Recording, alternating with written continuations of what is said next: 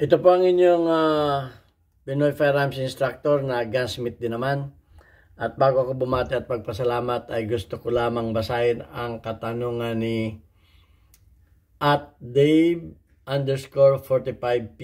Okay, ang sabi niya ay, hello po sir, tumatanong lang po, di po related sa firearms yung tanong ko, pero pwede po bang gamitin ang marble gun during gun ban dito sa Pilipinas? Baka po masagot nyo. Salamat po.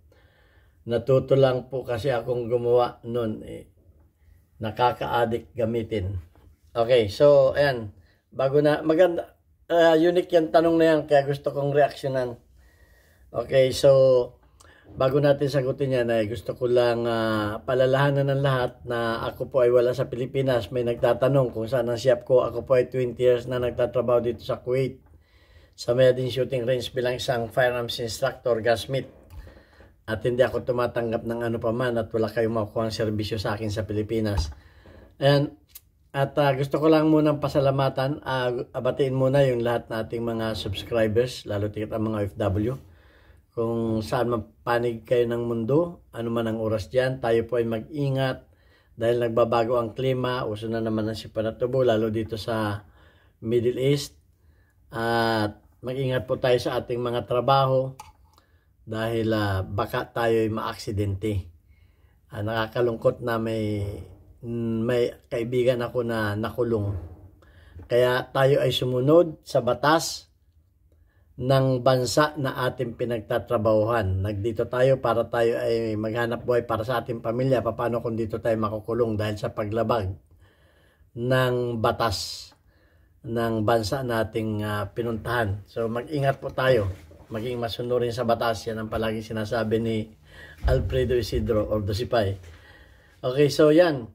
Para iwas tayo, kaya nga tayo ay may mga forum na ganito na tinatalakay natin yung mga comment para malinawan tayo. Hindi para tayo ay magpagalingan, kundi tayo ay mabigyan ng linaw at para mag-ingat tayo sa ating mga gagawing hakbang. Kamukha nitong tanong ni Dave_45P na po pwede bang gamitin ang marble during gun ban? Okay. So, pasasalamatan ko lang muna yung yung mga subscribers natin. Tayo ay malapit na mag 41,000 at maraming salamat sa pag-share ng ating mga videos. Yung yung pag-like dahil nakakatulong kayo sa ating mga beneficiaries. Yung mga hindi nag-skip ng ads, maraming salamat dahil nakakatulong kayo para matulungan yung ating 6 na beneficiaries. Okay, si Crisostomo Prolan nagrereklamo dahil marami tayong patalastas. Bahay ko ito, ako masusunod. Kung ano man ang sabihin ko dito, kung ayaw mo manood, wag. Dahil ang aking YouTube channel ginawa ko para sa aking mga beneficiaries. Ang aking pagtuturo ay bonus lamang. Ginamit ko lamang yung aking malit na kaalaman para magkamero ng revenue sa YouTube at may tulong ko naman ito. Ay kung ito ang aking pamamaraan para makatulong ay wala na siguro pwedeng makialam. Okay, so yan, at maraming salamat dahil yung inyong mga hindi pag-skip ng ads ay malaki ang tulong niyan. Na lalo't ngayong mag-enrollment na naman, marami tayong bibili ng mga school supplies. Kaya ako'y nagpapasalamat sa mga nagpadala dito sa ating GCash number. Tresurera ko yung aking anak. Maraming salamat at sana may mga magpadala uli. Dahil siyempre malaking tulong yan. At pasasalamatan ko yung ating kababayan sa Virginia, USA na muling nagpadala sa ating premiere videos. Okay, malaking tulong, Sir Noli Peace America, yung iyong pinadala. At ito ay makakabili na ng mga notebook ng mga bata nating tinutulungan. Ayan, meron diyang bibili pa natin na sapatos, mga nasirang bag, bibili natin yan. At yung una mong pinadala naibili ng eyeglasses, reading glasses ng isang bata. Kaya tuwan-tuwa. So, ayan. At nakakatuwa, nakakataba ng puso pag tayo ay may mga bata na napapasaya, lalo yung mga naghihirap, anak ng mga single parent. Ayan. At sana marami pang Peace America na may gininto ang puso para makatulong. Okay? Ako'y sumasaludo sa iyo. At God bless you. Bahala na si Lord ang magbalik sa inyo ng mga itinulong ninyo. Triple ang ibabalik niyan. At lalo tigit ang ating mabuting kalusugan. Ayan. At sa katanungan ni babasahin ko lang. Hello po sir. Di po, pwede po bang gamitin ang marble gun during gun ban dito sa Pilipinas? Kahit hindi po yan, kahit hindi gun ban. Tandaan po natin, ang replika, ang toy gun, pag yan ay ginamit natin sa crime, kahit hindi gun ban, yan ay, ang kaso niyan ay katumbas ng totoong baril. Tandaan po ninyo yan. May batas na ganyan. Once na ginamit natin yan yan ay nakadisgrasya ng tao, ang kaso mo ay kung ano yung totoong baril. Pag yan ay ginamit mo lalo na sa crime, yan po ang nasa batas natin. Kaya kahit pa yan ay laruan, replika, kaya nga pag yung mga replika, yung toy gun, kasi ginagawang palusot yan ng mga kriminal. Pag nahulihan, pagka nakitaan ng baril at na-report, sabi, ay ano lang naman yun. Laruan lang yun, yung ginamit ko na yun, yung ginamit ko sa panunutok, ginamit ko sa pananakot. Yun po ay, kahit po yun ay, ang sabi sa batas ay, magiging totoong baril ang iyong kaso pag yan ay ginamit mo sa crime. So, ay lalo na kung gun ban, kung yan ay ginamit mo. Pero kung yan ay basta nahuli lamang sa iyo, hindi ko masasagot yan. Halimbawa, nakita ka ng mga pulis na may dala-dala ka niyan, ayan ay nasa diskresyon na yan ng pulis. Kung ikaw ay palulusutin o hindi. Nasa kanila na yan. Dahil kanya-kanya ng interpretasyon ang mga tandaan ninyo. Kaya sinasabi ko lagi sa inyo na lagi tayong magalang sa mga otoridad. Kanya-kanya ng yan. Kaya ngayong isa nating video na pag ikaw ba ay suspitsahan, pwede ka ba nilang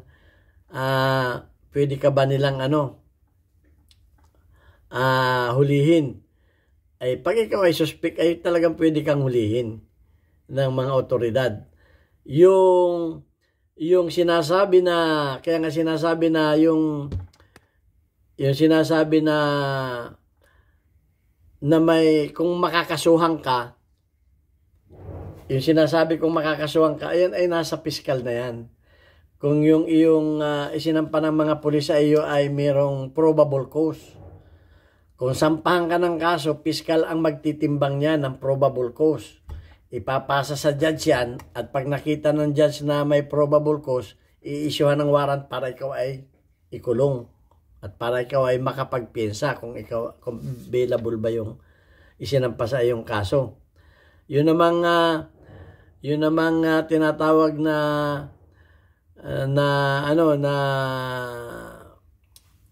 may tinatawag din kasi na verdict ang na beyond reasonable doubt. Yun ay sa hatol naman yun. Iba yun. So, kanya-kanya ng papel yan. Yung beyond reasonable doubt, judge ang mag-ano niyan. Yung probable cause, ang magdidetermine niyan ay piskal. At yung panghuhuli ng mga suspected na tao ay pulis ang manghuhuli dyan. So, kanya-kanya ang ating mga batas. Kaya, pag ikaw ay napagsuspitsahan, ikaw ay talagang mahuhuli. Na-discuss natin yan doon sa isa nating video. Hindi pa pwedeng, napagdiskinitahan mo lang ako. Kaya nga ang sabi ng mga polis, sa presinto na po kayo magpaliwanag. Yun lang ang sasabihin sa inyo ng polis. Dala ka, bit-bit ka. Napagsuspitsahan ka, ay malas mo. Kaya ang sabi ko nga, sabi nga ni Alfred Ordosipay, laging maging masunurin sa batas para hindi tayo mapagsuspitsahan. O ay mahirap yan. Kaya yung marble, pag ginamit mo yan, kasi ang tanong mo, pag ba yan ay ginamit ang marble during gun ban, kahit hindi po gun ban, at yan ay ginamit mo, nakadisgrasya halimbawa yan, kung ano ang kaso ng totoong baril, yan din ang magiging kaso mo, dahil yan ay replika ng mga baril. Kaya itong aking, ito, ginawa ko ito. Itong ano na ito, ginawa ko ito. Pag ito ay napagsuspitsahan na totoo, dahil ginawan ko ng artificial na magazine dito na lagayan ng mga pellets, pwede itong,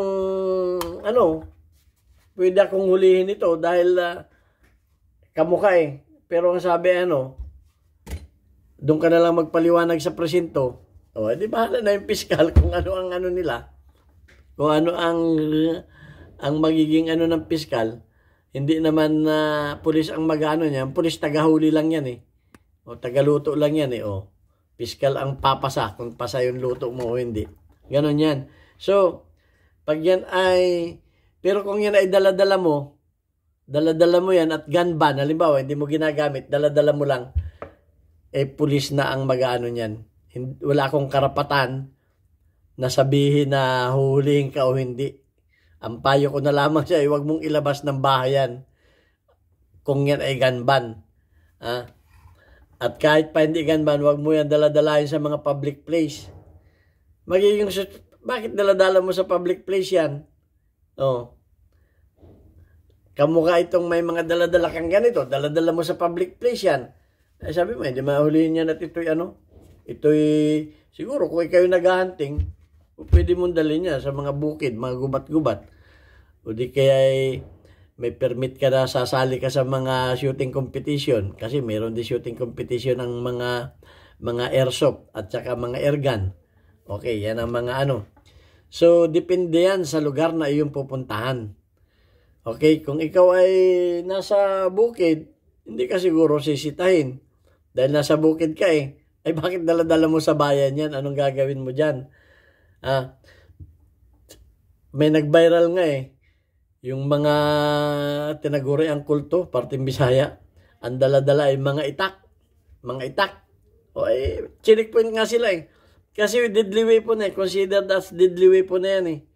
Yung mga ganyan, lalo yung marble. Yung marble, hindi ko masasabing hindi yan firearms. Kasi may apo yan eh. Ito ay opinion ko to ha. Kasi may ignition yan eh. Nag-i-ignite yan eh. Iba naman yung airgun. Hangin yan. Pero yung mga marble gun, nakikita ko yan. Napanood ko rin yung mga marunod din akong gumawa niyan eh. May ignition yan. Nag-i-ignite yan. Apoy ang nagpapaputok dyan. O ano yung apoy? Fire. Pero baka maging, hindi ko sigurado, baka conforme yan sa kung yan ay ginamit mo sa pero walang batas na marble gun kasi mga bagong labas yan eh. So ang mag-determine yan ay judge. Kung hindi naman ako judge para sabihin ko na yan ay firearms. Kasi para sa akin firearms yan eh. Sa akin lang opinion ko yun. Kasi may ignition ng apoy yan eh. Ginagamitan niya ng apoy eh. So hindi ko maano yan at depende na lamang yan sa mga pulis at sa mga maghahain ng kaso. Yan ang masabi ko. Ang masabi ko na lang ay mag-ingat. Huwag nang ilabas. Kahit pa hindi gun ban, huwag mong daladalahin niya sa mga public, sa mga public na dali mo na lang yan sa mga bukid-bukid. Doon ka na lang mag-practice. Dahil wala pang permit yung mga ganyan. Yung mga, alam ko, yung mga gumagawa niya, walang permit. At kaya nga, ako'y gumagawa ng mga ganito, pero pang sarili ko lang. Hindi pa, kukuha pa rin siguro ako ng permit ko. Ako'y mamanufacture ng mga airgun. Okay, so, yan ang isang batas sa atin na mag-ingat tayo. Kasi pag tayo ay nandun na, ay mahirap nang lumusot. Huwag natin sabihin, airgun lang naman ito, o okay, marble gun lang naman ito. Wala itong kaso. Basta tayo nakasakit ng ating kapwa, may kaso yan. May kaso yan. Kahit nga yung kahoy na ginamit natin, baseball bat, pag ginamit natin yan, ay makakasuhan tayo. Pwedeng maging murder kung napatay natin sa pamamagitan ng baseball bat, yung hinataw natin. So, kung ginamit mo yan, pinambaril mo sa tao yan, nako, malaking kaso yan. Hindi yan basta-basta. So, kasi sabi mo, kung pag ginamit ginamit. Ibang kaso, pag ginamit mo na yan, papasok yan dun sa totoong baril na. Kasi yun ang batas. Lahat ng mga yan ay narinig ko rin lang sa mga pulis. Kasi lagi ako nanonood rin sa mga pulis at sa mga abogado. Napanood yan. Kaya hindi ako abogado kasi mas maganda na yung may alam tayo. Once na ginamit mo yan, ang magiging kaso mo daw dyan ay considered as totoong baril. Pag ginamit mo sa crime. Kung hindi mo naman ginamit sa crime, ay hindi ko alam ang kaso niyan. Hindi ko alam ang kaso. Dahil yan ay i-considered ba na ito ganyan. Ang magdidetermine na dyan ay kung hulihan ka ng pulis at yan ay ibigay sa piskal ang maggagawa ng mag-endorse niya sa judge at bahala na yung judge. Hindi naman tayo judge, hindi naman tayo piskal. Kasi piskal ang kung yan may probable cause. So, ang alam ko naman, wala pang batas dyan sa mga ganyan, pero depende na yan sa pagbasa ng piskal. Okay, so maaring hindi man pumasa sa firearms kasi hindi mo naman ginagamitan ng ammunition. Yun ang magiging lusot. Kasi ang pagdating sa korte talaga, ang naglalaban dyan ay mga abogado. Ang naglalaban dyan ay mga abogado. Ikaw ay tatanong lamang sa mga sasagot ka lamang sa mga tanong ng mga abogado. Kasi 2 beses akong humarap sa korte. 2 beses ako nakasuhan Ikaw ay pero mga abogado ang nagpapagalingan diyan. Ikaw lamang yung ingredients doon na ginigisa. Ikaw yung main menu na ginigisa pagdating sa mga ganyan.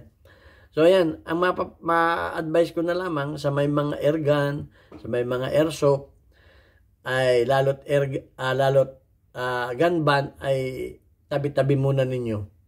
Huwag muna ninyong i-display. Dahil magiging suspicious kayo. Kasi nga, sabi ay kung suspicious ba, pwede bang damputin ng pulis? Pwede kayong damputin ng pulis kung suspicious kayo. Yan, trabaho ng pulis yan. Hindi hahayaan ng pulis na, ay wala pa namang ginagawang crime. Hindi pa naman namamaril, may bit-bit pa lang na ay hindi ganun ang pulis. Basta kayo suspicious na, dadakipin na kayo niyan. Kailan kayo dadamputin ng pulis pag yung kayo may tinututukan na? Hindi. Basta may dala-dala kayong nakita kayong suspicious. Nakabukol pa lang yan. Ibig sabihin, nakitaan ka ng nakabukol dito sa iyong bayawang. Hindi ka dadamputin ng pulis dahil suspicious ka pa lang, hindi pa nakikita yon.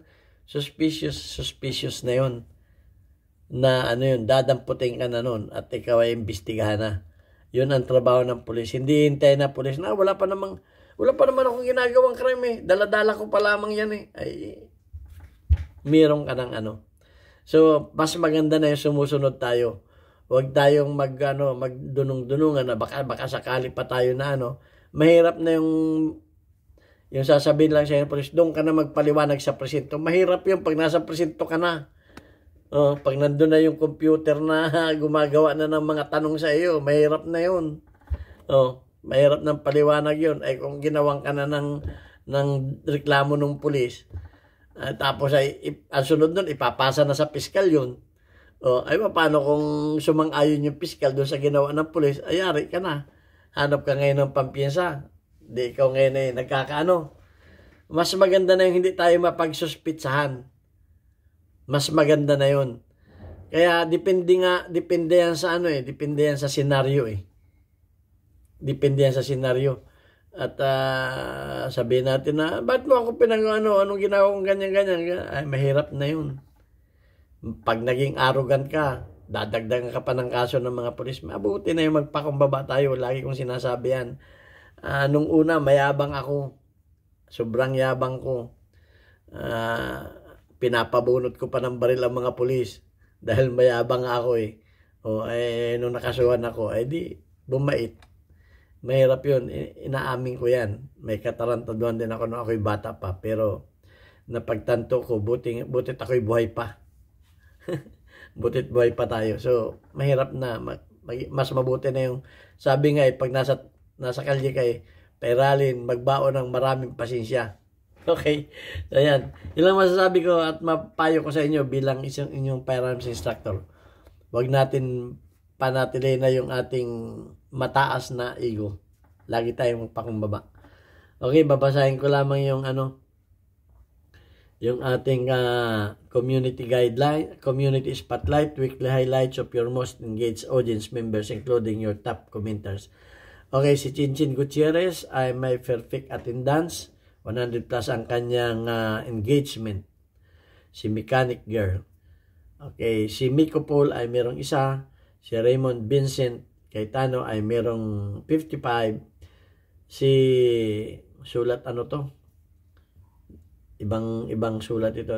Donnie Hons ay may 3 at si Norman Paul ay may 43. Okay, shout out kay Mechanic Girl Chinchin Gutierrez, kay Miko Paul Perez, shout out din kay Raymond Vincent, shout out kay Donnie Hons, at shout out kay Norman Paul. Okay, like lang, share ng ating mga videos para sa mga susunod na community spotlight ay may ma-shout out din kayo. Okay, thank you very much. Hanggang sa muli natin video.